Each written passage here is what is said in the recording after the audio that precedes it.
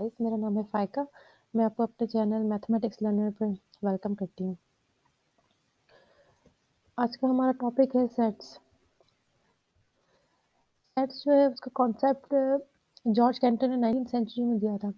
Sets को आप बस इस तरह से समझ लीजिए जैसे कि जब हम पैदा होते हैं तो हमें कैटेगराइज़ किया जाता है कि हम गर्ल हैं या बॉय हैं। इसके अलावा फिर हमें ये बताया जाता है कि हमारा रिलिजन कौन-सा है। इसके अलावा फिर हम जब स्कूल में जाते हैं तो हमें अलग-अलग क्लासेस में डिफ़ाइन किया जाता है। यूनिवर्सिटी या कॉलेज में जाते हैं तो हमें अलग-अलग ग्रुप्स मिल जाते हैं। तो तो कहने का मकसद ये है कि जभी भी हमें कोई स्पेसिफिक प्रॉपर्टी दी जाती है, तो हमें उसी सेट में डाला जाता है। यानी कि एक सेट के अंदर जो मेंबर्स होते हैं, जिनको हम एलिमेंट्स भी कहते हैं, उनकी कोई ख़ास प्रॉपर्टी होती है। इसके अलावा वो डिस्टिंक्ट ऑब्जेक्ट्स होते हैं, यानी कि रिपीट नहीं हो सकते। यानी कि ऑफ़ कोर्स अगर हम कहेंगे कि क्लास 6 के स्टूडेंट्स के नाम बताएँ, तो हम एक स्टूडेंट का नाम एक बार ही कहेंगे। इसीलिए हम कहते हैं कि रिपिटिशन अलाउड नहीं है। हम लोग रोज़मर्रा के इस्तेमाल में सेट को ग्रुप, टीम, बंच, क्लस्टर वगैरह के नाम या क्राउड भी कह सकते हैं। लेकिन क्योंकि हम मैथमेटिक्स की बात कर रहे हैं तो उसमें एक ख़ास वर्ड है जिसको हम सेट कहते हैं। तो ये मैंने कुछ एग्ज़ाम्पल्स दिए हैं जो कि सेट की और नॉट अ सेट की डेफिनिशन एग्ज़ाम्पल्स हैं। जैसा कि ये मैंने आपको बताया कि स्टूडेंट ऑफ क्लास 9 है, तो ज़ाहिर है वो स्पेसिफिक ही होगा, कोई 10 क्लास का स्टूडेंट उसमें नहीं आ सकता। तो ये एक ख़ास प्रॉपर्टी है। इसके अलावा डेज़ ऑफ अ वीक है, ज़ाहिर है हम अप्रैल तो इसमें नहीं लिख सकते। ये जो नंबर 2 वाली एग्ज़ाम्पल है, इसके अंदर हम अप्रैल नहीं लिख सकते क्योंकि अप्रैल जो है वो इस सेट का हिस्सा नहीं है। इसीलिए इसकी जो बेसिक प्रॉपर्टी है, तो उसमें वो क्या है डेज़ ऑफ अ वीक। तो जो हफ्ते के दिन हैं, वो ही इस वाले सेट में आ सकते हैं। इसके अलावा मंथ्स ऑफ अ ईयर है, ज़रा इसमें ट्यूज़डे नहीं आ सकता। इसके अलावा ये नॉट अ सेट इसलिए है क्योंकि फेवरेट बुक्स कलेक्शन हो सकता है कि जो आपकी फेवरेट बुक की कलेक्शन है, किसी और को वो पसंद ना हो। तो इसीलिए ये कोई एक ख़ास प्रॉपर्टी नहीं हुई। इसके अलावा डिलीशियस डिशेज़ हो सकता है कि कोई डिलीशियस आपको लगती हो डिश लेकिन वो कुछ और लोगों को पसंद ना हो, तो ये भी एक सेट नहीं हुआ इस वजह से। ये इम्पोर्टेंट चीज़ है कि हम इसको रिप्रेज़ेंट कैसे करें सेट को, क्योंकि सेट वेल डिफाइंड होता है इसलिए इसके हम एलिमेंट्स को इस तरह से लिख सकते हैं। इसके अलावा हम अब हर एलिमेंट को सेपरेट करने के लिए कॉमा यूज़ करते हैं और हम कर्ली ब्रैकेट्स के अंदर ही इसको एनक्लोज़ कर देते हैं। अच्छा, रिप्रेज़ेंट यानी डिनोट करने के लिए हम कैपिटल लेटर्स यूज़ करते हैं जैसे कि मैंने ए यूज़ किया है। अगर मैं इस वाले सेट की मिसाल देना चाहूँ, मैं कहूँगी कि 6 जो है वो ए से बिलॉन्ग करता है, यानी कि 6 ए सेट का एलिमेंट है। तो मैं इस तरीके से लिख सकती हूँ, जैसे कि मैंने लिखा है ट्यूज़डे सेट ए का जो है वो एलिमेंट है, यानी कि ए सेट क्या है डेज़ ऑफ अ वीक, तो ट्यूज़डे ज़ाहिर है उसका मेंबर यानी एलिमेंट हुआ। अच्छा, एक और बात वो ये कि क्योंकि रिपीटिशन अलाउड नहीं होती है इसीलिए हम लोग अनऑर्डर्ड भी सेट को रख सकते हैं। यानी कि 4 पहले लिख दें, 2 बाद में, 6 पहले, 88 भी सेट में आएगा ज़ाहिर है, वो पहले लिख दिया। लेकिन बेहतर तो यही होता है कि हम सेट को ऑर्डर के साथ लिखें, लेकिन अगर आपने कहीं कोई अनऑर्डर्ड सेट देखा, तो वो भी गलत नहीं है। इसके बाद हम आ जाते हैं कार्डिनैलिटी पे। कार्डिनैलिटी एक प्रॉपर्टी है जो कि बिल्कुल सिंपल सी एक बात है, यानी कि जितने भी एलिमेंट्स होंगे एक सेट के अंदर, वो उसकी कार्डिनैलिटी कहलाती है। फॉर एग्ज़ाम्पल मैंने एक सेट दिया है बी, जिसमें हमने डेज़ के नाम लिखे हैं, हफ्ते में जो दिन होते हैं, उनके नाम। तो ज़ाहिर है इसकी जो कार्डिनैलिटी हुई, वो 7 हो गई। ये सिंपल सी एक प्रॉपर्टी है, वो आप समझ लीजिए। अब सेट को हम डिस्क्राइब किस तरीके से कर सकते हैं, उसके 3 मेथड्स हो सकते हैं। एक तो आपके सामने-सामने ये लिखा हुआ है 2, 4, 6, ये इसको हम कहते हैं सबसे ईज़ी मेथड है, इसको हम टेबुलर फॉर्म यानी कि रोस्टर या लिस्टिंग मेथड भी कहते हैं। इसमें हम सारे मेंबर्स को एनलिस्ट कर देते हैं, यानी कि जो भी इसके अंदर मेंबर्स आते हैं, उसको हम सारे शो कर सकते हैं। सेट बिल्डर में हम इनकी एक प्रॉपर्टी को देख लेते हैं कि इसकी क्या ख़ास प्रॉपर्टी है। ये तो इस तरह सेट में पूरा शो हो ही रहा है कि ये इवन नंबर का सेट है जो कि 100 और उससे कम तक का है। तो हमने लिख दिया है कि एक्स और ये जो साइन मैंने बनाई है ये इसको हम सच दैट कहते हैं। X such that x is the element of या बिलॉन्ग्स टू ई। ई क्या है? इवन नंबर का सेट। ये इवन नंबर है, तो हमने इसके लिए कैपिटल ई लिख दिया है।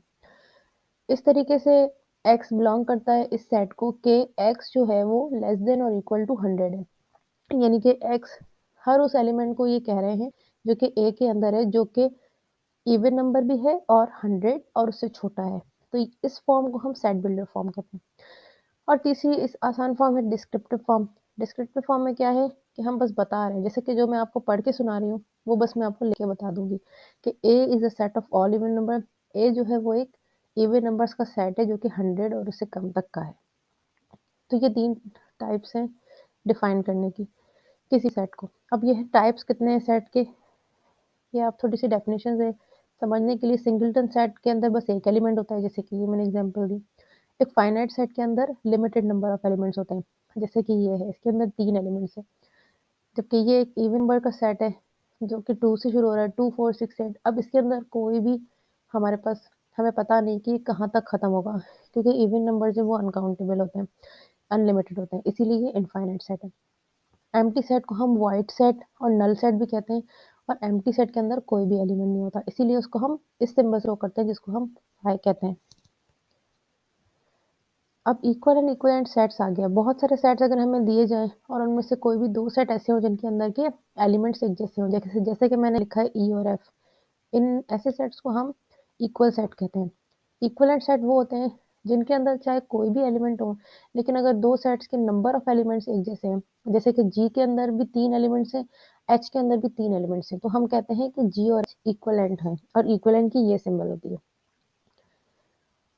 All equal sets are also equivalent sets. ज़ाहिर है, जैसे कि ये एग्जांपल मैंने दी थी, ये दोनों सेट्स इक्वल हैं।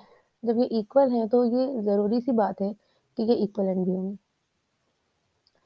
अब सबसेट पे आ जाते हैं। सबसेट जो है, यानी कि कोई भी एक सेट हमने दिया है ए और बी, अगर हम 2 सेट को कंसीडर कर रहे हैं और हम कह रहे हैं कि वो उसका सबसेट है बी का, तो इसका मतलब ये है कि ए के अंदर जो भी एलिमेंट्स हैं वो ज़रूरी है कि वो बी के अंदर भी हों। तो हम इस तरीके से लिखते हैं, ये इज़ अ सबसेट की सिंबल है। We say that A is the subset of B. तो जब ए सी बी का सबसेट है, इसका मतलब है कि बी जो है वो ए का सुपरसेट है। जैसे कि एक मदर है, एक उसका बेबी है, तो हम कहेंगे कि बेबी की मदर है और मदर का बेबी है। इस तरीके से ये रिलेशन शो कर रहा है कि अगर ए बी का सबसेट है तो ज़रा बी उसका सुपरसेट होगा। और अगर हम ये भी देख रहे हैं कि ए बी के बराबर भी नहीं है, जैसे कि पिछली एग्जांपल में ई और एफ दोनों सेट्स एक दूसरे के बराबर भी थे, तो वो एक दोनों एक दूसरे के सबसेट भी हैं। लेकिन अगर अगर ए और बी एक दूसरे के बराबर ना हो, तो हम कहेंगे कि ए जो है वो बी का प्रॉपर सबसेट है, और हम इस तरीके से लिखेंगे। अच्छा, इम्पोर्टेंट बात ये है कि हर सेट अपने आप का सबसेट होता है। जैसे कि मैंने आपसे बताया, ई और एफ दोनों एक जैसे सेट थे, वो दोनों एक दूसरे के सबसेट भी हो गए। तो हर सेट अपना ही सबसेट भी होता है। ये मैं आगे आपको दिखा दूंगी, पावर सेट में बताती हूँ। अगर 2 सेट्स इक्वल होते हैं तो हम उनको इम्प्रॉपर सबसेट भी कहते हैं, क्योंकि प्रॉपर तो वो तभी होते हैं अगर वो इक्वल नहीं होते। ओके, अब हमें कैसे पता चलेगा कि किसी भी सेट के अंदर सबसेट कितने बन सकते हैं? तो उसका एक सिंपल सा फॉर्मूला है 2 पावर n। n जो है वो नंबर ऑफ एलिमेंट्स हैं।